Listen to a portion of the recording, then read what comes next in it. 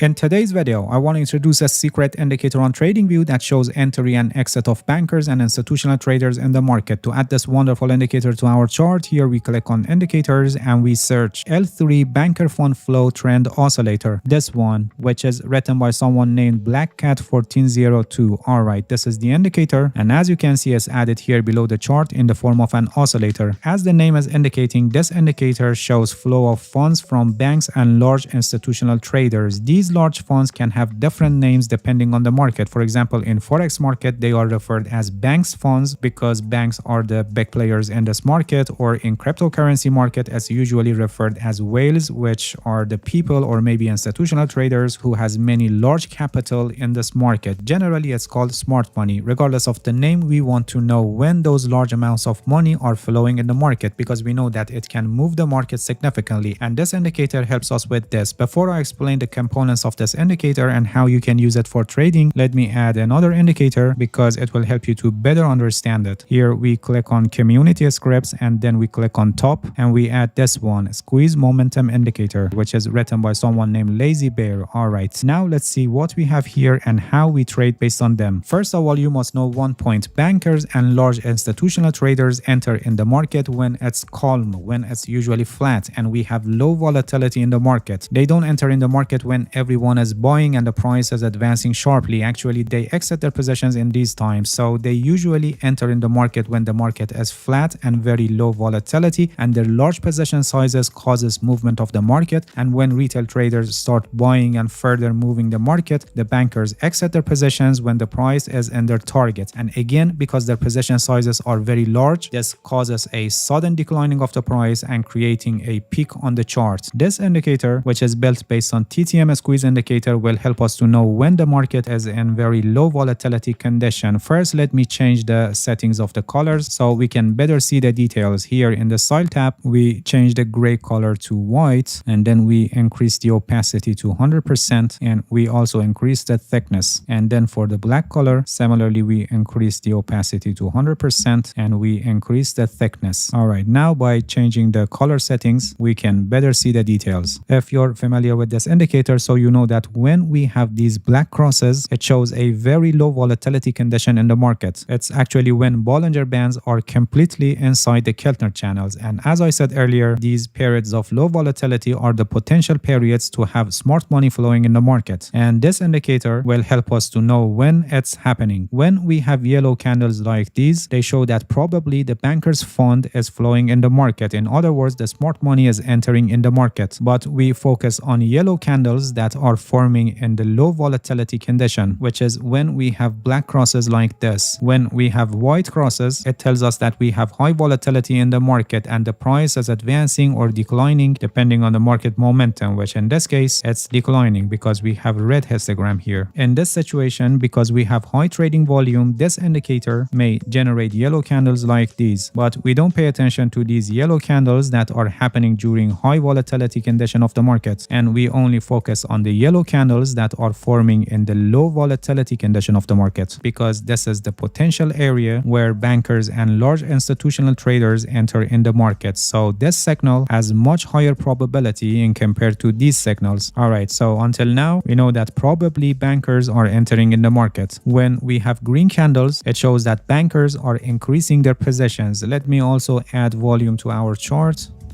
This one so you can better understand what is happening. Alright, as you can see, when we have these two small green candles, we don't have considerable volume for them, and even for this one we have selling volume. This shows that they haven't added significant amount to their positions yet, but starting from here where we have relatively larger green candle in compared to these two, you can see that we have considerable increase in the volume. If you look at this indicator, you can see that still we have black crosses, and from here we got white crosses, which shows increased volatility in the market and entry of retail traders. When this happens and the price reaches to their planned targets, they start exiting their positions. When we have white candle, it shows that bankers are decreasing their position sizes. Please pay attention that having green candles like this after white candles doesn't necessarily mean that bankers are adding to their positions again, and this can be just reflection of what retail traders are doing, just small advancing of the price. And if you look at the volume, you can see that there is no considerable increase in the volume. And when we have red candles, it shows that bankers are exiting their positions heavily. So